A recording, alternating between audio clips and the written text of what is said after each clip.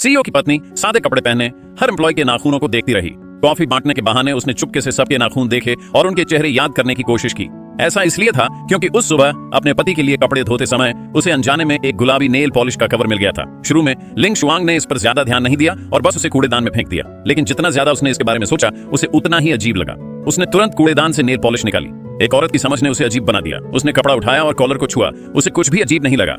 फिर उसने अलमारी में अपने पति के कोट देखे, फिर भी कुछ नहीं मिला। उसने अपना फोन खोला और अपने पति की कंपनी के पास नेल सैलून ढूंढे। एक पर क्लिक किया, उसे वही नेल आर्ट मिला। बिना ज्यादा सोचे लिंग शुआंग ने दुकान पर फोन किया और कंफर्मेशन के लिए क्लर्क को तस्वीर दिखाई। क्लर्क ने उसे बताया कि यह एक पॉपुलर डिजाइन है जिसे हर दिन 7 या 8 लोग बनवाते हैं, खासकर आसपास की कंपनियों की जवान लड़कियों में। क्लर्क उसके अच्छे लुक्स और गोरी स्किन की तारीफ करता रहा और जोर देकर कहा कि वह भी वैसा ही डिजाइन ले। इन बातों से लिंग शुआंग का गुस्सा तुरंत भड़क गया। उसने अपना हाथ हटा लिया, प्यार से शेंग शियान के पास गई और जाने के लिए मुड़ी। फिर वह फांगझोउ से नीचे कॉफी शॉप में गई और देखा कि उसका पति वेइमिंग अंदर पी रहा है। उसके सामने एक औरत बैठी थी। लिंग शुआंग ने तुरंत उस औरत के नेल आर्ट पर ध्यान दिया। बिना किसी हिचकिचाहट के उसने दरवाजा खोला और पास गई। जब वह पास गई तो उसे एहसास हुआ कि उसने बहुत ज्यादा सोच लिया था। वाइफ, तुम यहाँ क्या कर रही हो? सिस्टर वेई, मैं तुम्हें इंट्रोड्यूस कराता हूँ। ये मेरी पत्नी लिंग शुआंग है। ये हमारी कंपनी की सीएफओ है। फिर उसने यह बहाना बनाया कि उसकी बेटी को इस दुकान का चीज केक बहुत पसंद है, ताकि वेइमिंग को कुछ भी पता न चले और वह अजीब स्थिति को अपने आप शांत कर सके। हालांकि काउंटर पर ऑर्डर करते समय वह वेइमिंग की असिस्टेंट मिशेल से टकरा गया। मिशेल ने जोश में उसे दुकान की कॉफी ट्राई करने की सलाह दी। लिंग शुआंग ने तुरंत एक प्लान बना लिया। उसने तुरंत सबको कॉफी खरीदने का बहाना बनाकर वेइमिंग की कंपनी में जाकर पता करने का फैसला किया। वह खुद कर्मचारियों को कॉफी बांट रहा था। उसकी नजरें लगातार महिला कर्मचारियों के नाखूनों और चेहरों पर टिकी थीं।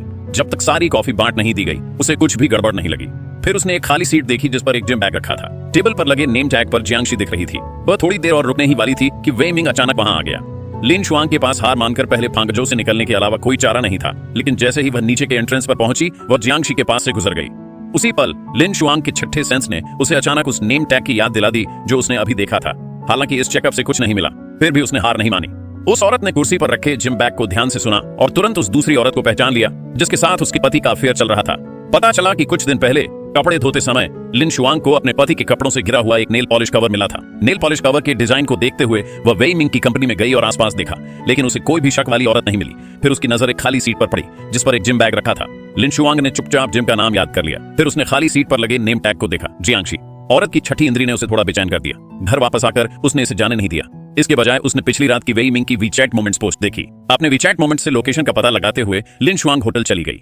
घबराए हुए दिल से वह फ्रंट डेस्क के पास गई और पूछा,